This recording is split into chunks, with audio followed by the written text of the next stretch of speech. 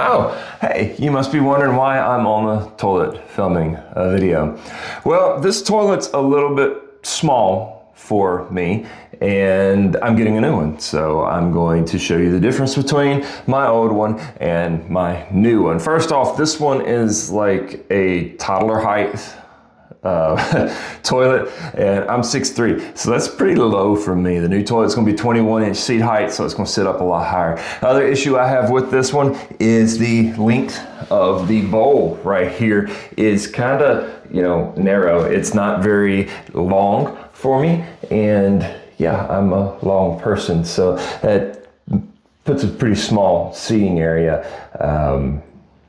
Yeah, that's So basically, I'm upgrading to a bigger toilet that has a better clean way it does the cleaning and getting everything out of the bowl, and I'll show you that once I get it installed. I'm not going to film the install like I normally would, well, because it's a tight space and it's dang near impossible to film the install without help.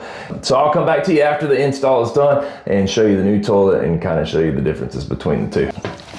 All right, so you see that this one sits up a whole lot higher than my previous toilet. It looks a lot nicer. It's gonna be a lot easier to clean with these straighter sides.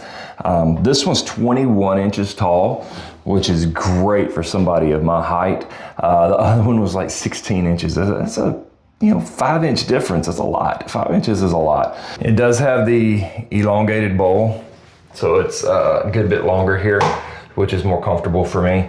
And then it does have a soft close seat as well.